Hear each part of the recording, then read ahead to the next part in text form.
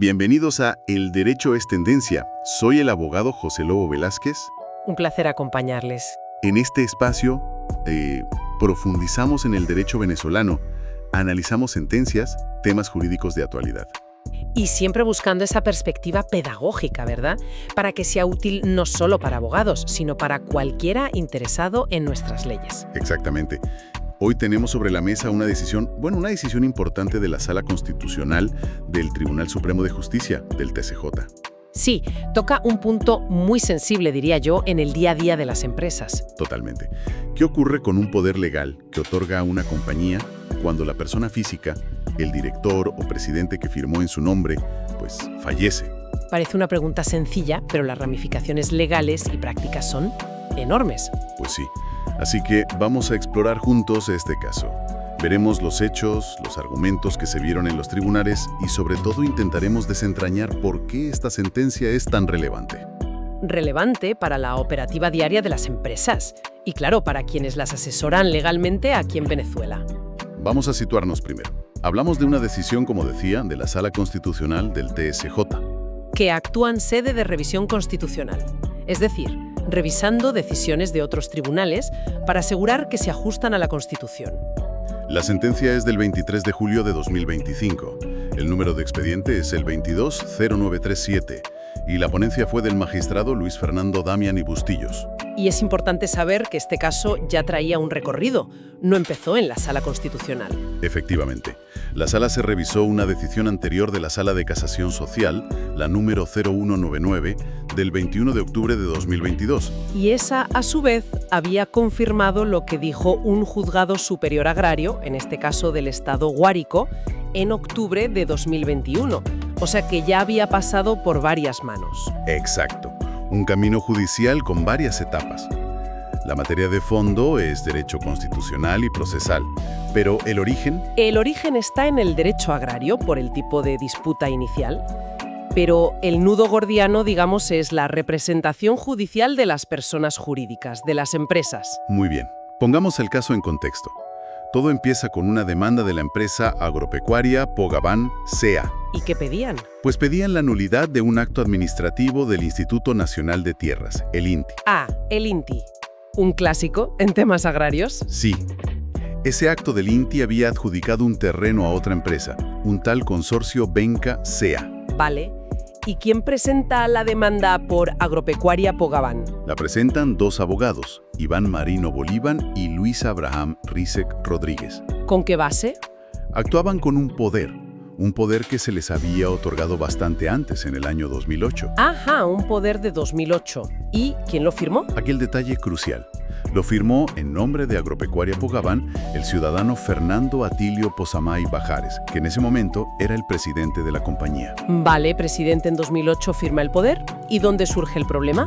El problema surge en pleno juicio. Un tercero interesado, alguien más con interés en el resultado, presenta un documento. ¿Qué documento? El acta de defunción del señor Posamay Bajares. Uy. Y la sorpresa, había fallecido en 2015. Ostras, en 2015. ¿Pero la demanda? ¿Cuándo se interpuso? La demanda se interpuso en 2019. 4 años después. 4 años después de la muerte de la persona que había firmado el poder en nombre de la empresa. Vaya, exacto. Con esa información, el Juzgado Superior Agrario tomó una decisión drástica. ¿Qué hizo? Declaró nulo el poder de 2008 y, por tanto, como consecuencia, declaró inadmisible la demanda de Agropecuaria Pogaván. Claro, si el poder es nulo, los abogados no tenían representación válida. ¿Y el argumento del juzgado? El argumento central fue que el poder se había extinguido automáticamente con la muerte del presidente que lo otorgó en 2008. Se aplicó, digamos, la regla general de extinción del mandato. Entiendo. Agropecuaria Pogaván, imagino, no se quedaría conforme. Por supuesto que no. Apelaron. Pero la cosa fue a peor en la Sala de Casación Social del TSJ. ¿Ah, sí? ¿Qué pasó allí? Pues la Sala Social no solo confirmó la decisión del juzgado agrario, sino que además declaró inadmisible la apelación. Doble revés. Y aún hay más. Le impusieron una multa a uno de los abogados, al doctor Bolívar Carrasquel. ¿Una multa? ¿Por qué? por considerar que había actuado con temeridad al usar un poder que, según el criterio de la Sala Social, estaba extinto desde 2015. Madre mía, o sea, no solo no te admiten la demanda, sino que sancionan al abogado por intentarlo con ese poder. Tal cual. En ese punto, sintiéndose agraviada y viendo vulnerados sus derechos, Agropecuaria Pogabán acude a la última instancia, la Sala Constitucional. Pidiendo la revisión constitucional de esa decisión de la Sala Social, argumentando, supongo, violación de garantías constitucionales. Exacto. Ese es el escenario que llega a la Sala Constitucional. Para entender bien el cambio de criterio, es útil ver cómo razonaron las instancias inferiores, la Sala Social sobre todo. Sí. La Sala de Casación Social se apoyó mucho en el Código de Procedimiento Civil, el CPC, concretamente en el artículo 165. Que habla de las causas de cese de la representación judicial. Eso es. Y el numeral tercero de ese artículo dice, textualmente, que la representación cesa por la muerte del mandante. Parece claro, ¿no? Si el mandante muere, el poder se acaba. El razonamiento de la Sala Social fue bastante directo, sí. Dijeron, el señor Posamay otorgó el poder. Él era el mandante. Murió en 2015. Pues el poder se extinguió en 2015.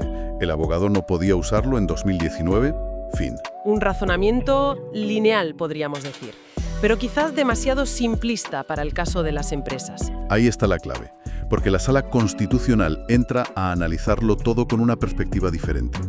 Lo primero que hace es mirar con lupa el propio texto del poder de 2008. ¿Y qué encuentra? Encuentra algo determinante. El poder decía explícitamente que el señor Posamay Bajares actuaba en su condición de presidente y representante legal de la empresa mercantil Agropecuaria Pogabán C.A. Ajá. Y que lo hacía en nombre en representación de la sociedad de comercio.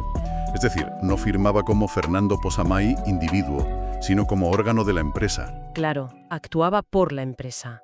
Y aquí es donde entra el derecho mercantil y civil a aclarar las cosas, ¿no? Exacto.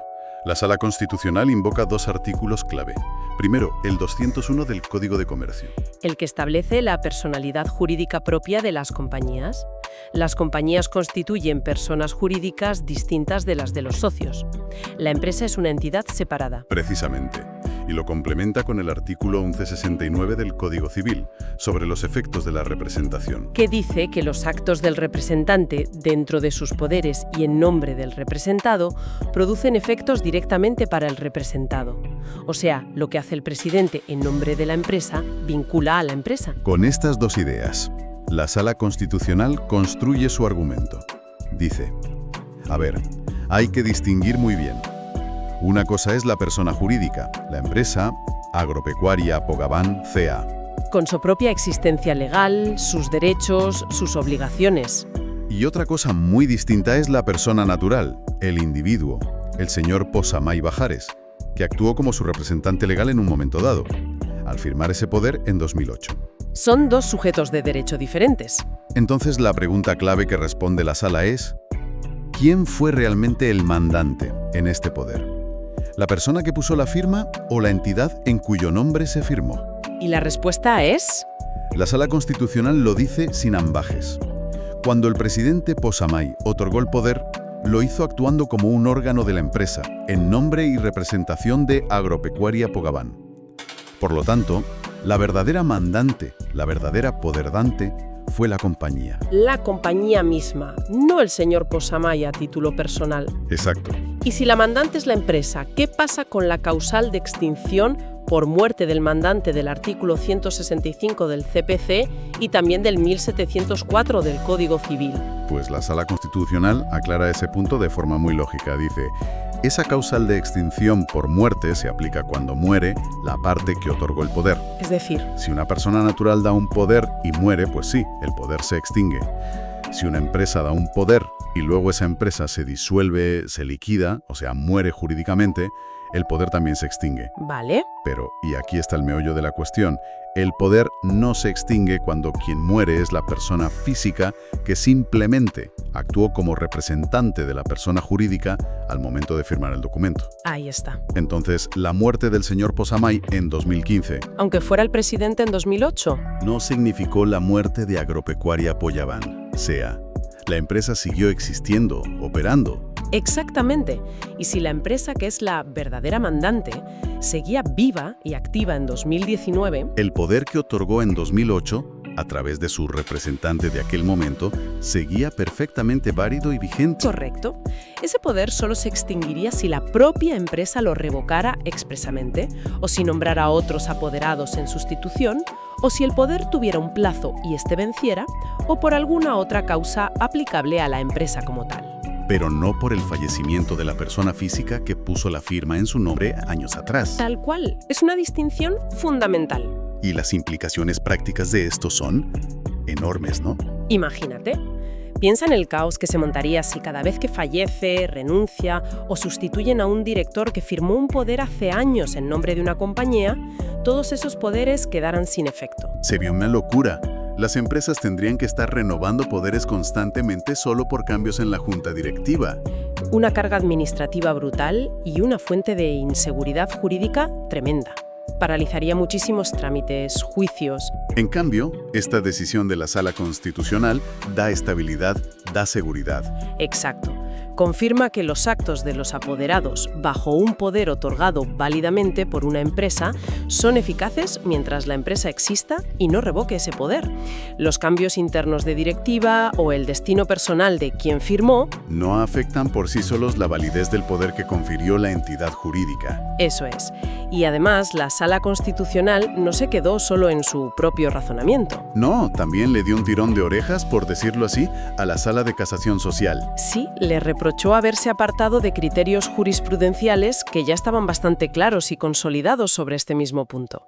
Citó sentencias anteriores. Sí, mencionó fallos previos, tanto de la propia Sala Social como de la Sala Civil, donde ya se había dicho justamente esto, que la muerte del representante legal, persona física, que otorga un poder en nombre de una empresa, persona jurídica, no extingue ese poder. Por ejemplo, Citó, por ejemplo, la sentencia 610 de 2007 de la Sala Social y las 378 de 2007 y 222 de 2009 de la Sala Civil. O sea, que ya había precedentes claros. es como si les dijeran, oigan, que esto ya lo habíamos aclarado antes, ¿por qué esta desviación que genera confusión? Básicamente, se reafirma así la interpretación correcta de esas normas sobre extinción del mandato, el 165.3 del CPC y el 1704.3 del CC, cuando estamos hablando de personas jurídicas. Hay que diferenciarlo del caso de una persona natural actuando por sí misma. Analizando las sentencias de la Sala Constitucional, la verdad es que se ve muy bien fundamentada. No parece una opinión aislada. Para nada. Se apoya, como hemos visto, en la ley. Código de Comercio, Código Civil En la jurisprudencia previa y consolidada del propio TSJ. y en la lógica jurídica de la distinción entre persona física y persona jurídica. Tiene pilares sólidos. Pero va más allá del análisis puramente legal, ¿verdad? Entra en el terreno de los derechos fundamentales. Sí, considera que las decisiones del juzgado agrario y de la Sala Social, al equivocarse en la interpretación del poder, acabaron vulnerando principios constitucionales clave. ¿Cuáles menciona? Menciona explícitamente la vulneración del derecho a la tutela judicial efectiva y al acceso a la justicia, el artículo 26 de la Constitución. Claro, al declarar inadmisible la demanda por un defecto de representación que no existía, básicamente le cerraron la puerta a Agropecuaria Pogabán. Le impidieron que su reclamo contra el INTI fuera siquiera discutido en cuanto al fondo. Se le negó el acceso a la justicia, en la práctica. También señala la violación del derecho a la defensa y al debido proceso, del artículo 49. Y menciona un concepto muy interesante, la confianza legítima. Sí, la expectativa plausible. ¿Qué significa eso? Pues que cualquier ciudadano o empresa tiene derecho a esperar que los tribunales actúen de forma coherente, predecible, aplicando el derecho y la jurisprudencia de forma consistente. ¿Y en este caso? Agropecuaria Pogabán tenía una expectativa razonable basada en esas sentencias anteriores del TSJ, de que su poder sería considerado válido. Al desviarse de esos precedentes en una justificación muy fuerte, la Sala Social defraudó esa confianza legítima. Y esa confianza es esencial para la seguridad jurídica, para que la gente confíe en el sistema. Sin duda, la predictibilidad es clave. Y la sentencia también incluye otras críticas. ¿Cómo cuáles? Por ejemplo, cuestiona al Juzgado Superior Agrario por haber declarado la nulidad del poder de oficio. Es decir, sin que nadie se lo pidiera formalmente. Exacto. lo que se llama vicio de ultra petita. El juez decidió sobre algo que no estaba en debate o no le fue solicitado. Y también se pronuncia sobre la multa al abogado, ¿no? Sí, y de forma bastante crítica. Dice que esa multa se impuso sin fundamento, porque, según la interpretación correcta que hace la Sala Constitucional, el abogado actuaba con un poder válido y vigente. No había temeridad ni mala fe. Ninguna. La Sala hace un llamado implícito a los jueces a ser cuidadosos al sancionar abogados, asegurarse de que haya base normativa y jurisprudencial sólida, respetando siempre el derecho a la defensa. Muy bien. Entonces, para ir resumiendo las ideas centrales, la Sala Constitucional establece de forma clara y además vinculante. Eso es importante. Sus decisiones en revisión constitucional son vinculantes para los demás tribunales. Que la muerte de la persona natural que actúa como representante de una empresa al otorgar un poder judicial no extingue dicho poder. La mandante real es la persona jurídica, la empresa. Y mientras la empresa exista y no revoque el poder o no concurra otra causa de extinción aplicable directamente a la empresa, el poder sigue siendo válido y eficaz. Y, en consecuencia, la Sala Constitucional que decidió Anteriores, la de la Sala de Casación Social y la del Juzgado Superior Agrario, que habían declarado inadmisible la demanda. y ordenó Ordenó devolver todo el expediente al Juzgado Superior Agrario para que, ahora sí, admita la demanda original de Agropecuaria Pogabán contra el acto del INTI y le dé el trámite que corresponde, hasta que haya una decisión sobre el fondo del asunto. O sea que se corrigió esa vulneración de derechos fundamentales. Acceso a la justicia, tutela judicial efectiva, derecho a la defensa. Todo originado por una interpretación que la Sala consideró errónea de las normas sobre el mandato, aplicadas al contexto específico de las personas jurídicas. Queda muy clara la importancia de entender bien esa naturaleza distinta de las personas jurídicas. Vemos cómo un error de interpretación, incluso en altas instancias, puede negar el acceso a la justicia. Y sobre todo, asegurar que la Constitución y sus principios prevalezcan. Actúa como un control último para evitar que interpretaciones aisladas o erradas vulneren derechos fundamentales. Sí, es una garantía importante dentro del sistema de justicia. Esto nos deja pensando, ¿no?